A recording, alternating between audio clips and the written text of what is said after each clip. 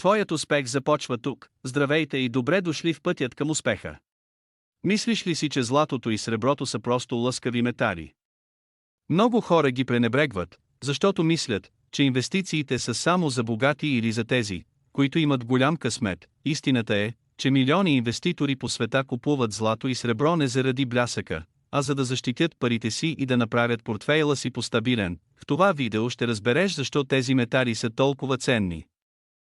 Как ги купуват инвеститорите и как можеш да започнеш и ти, дори с малка сума като 100 евро. Остани до края, защото ще видиш конкретни стъпки, които можеш да приложиш още днес, без да рискуваш всичко на един път. И така, защо милиони инвеститори по света купуват злато и сребро, вместо да държат всичко в банката или акции? Причините са няколко. Първо, защита срещу инфлация. Историята показва, че парите губят стойност с времето, докато цената на златото и среброто обикновено расте. Това означава, че ако държиш част от богатството си в тези метали, стойността му се запазва, дори когато валутата отслабва. Второ, хедж при кризи.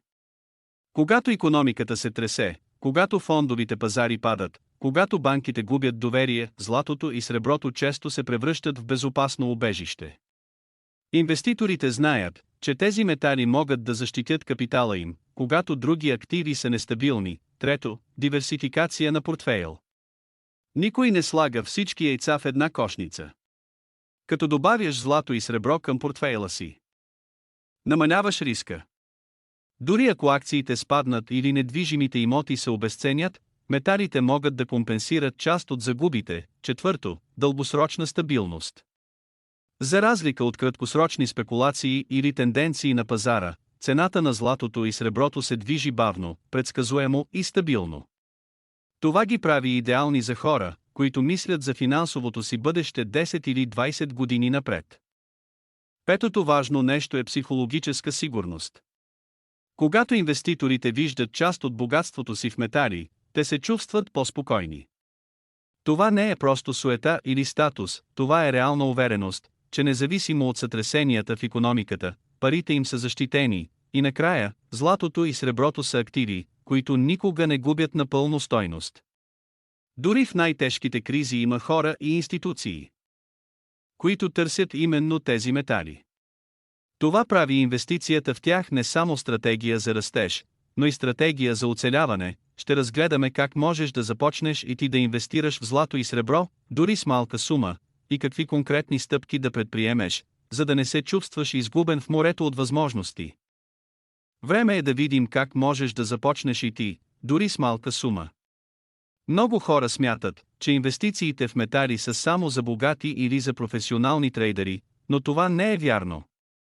С правилния подход, дисциплина и малко планиране можеш да започнеш още днес. Първият начин е чрез физическо злато и сребро, монети, малки кюлчета или слитъци.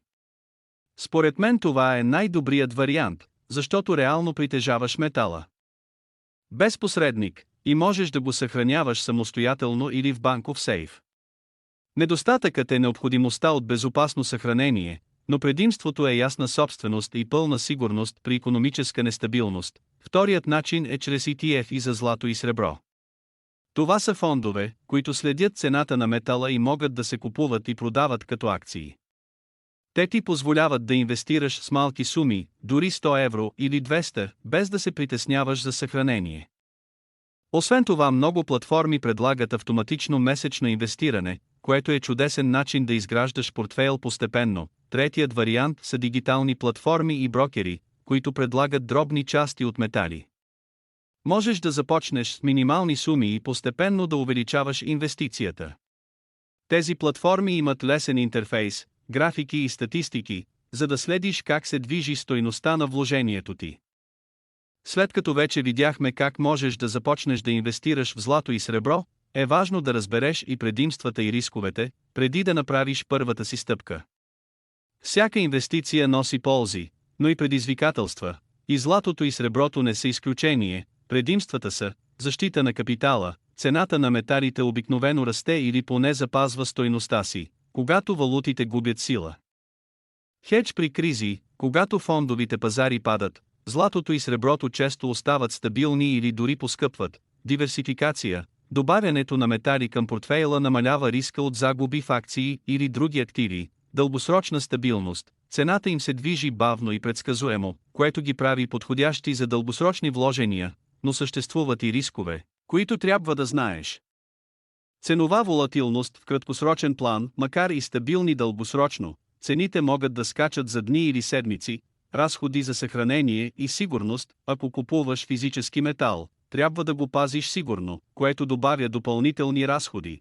Няма дивиденти, златото и среброто не носят доход като акции или облигации, печалбата идва само от растежа на цената. Важно е да подходиш информирано и дисциплинирано.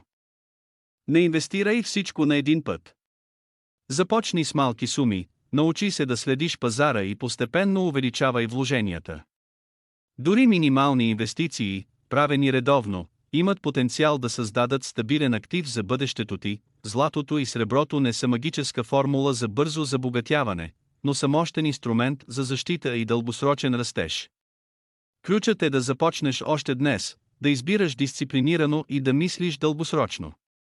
Малки стъпки, правени редовно, могат да превърнат дори скромна инвестиция в стабилна база за финансово спокойствие.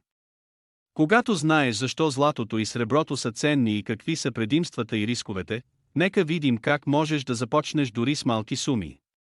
Много хора се спират, защото мислят, че трябва да имат 1000 евро, за да инвестират.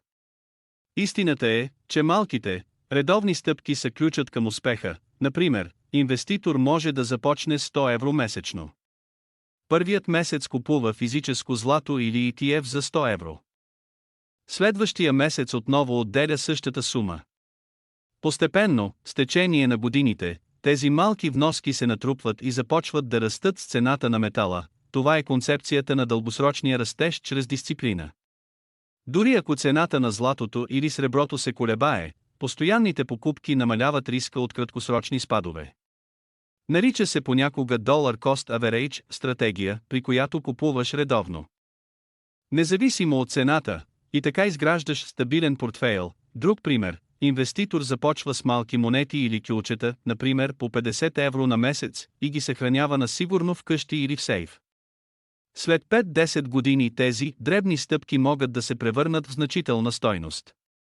Малките, постоянни действия често имат по-голям ефект от еднократни големи инвестиции, защото изграждат навик и дисциплина. Същото важи и за знанията. Колкото повече се учиш за пазара, за металите и за стратегията, толкова по-добри решения взимаш. Инвестицията не е само парите, а и твоето време, внимание и мислене. Не подценявай малките стъпки. Те изглеждат незначителни ден след ден, но с течение на времето се натрупват и могат да променят финансовото ти бъдеще.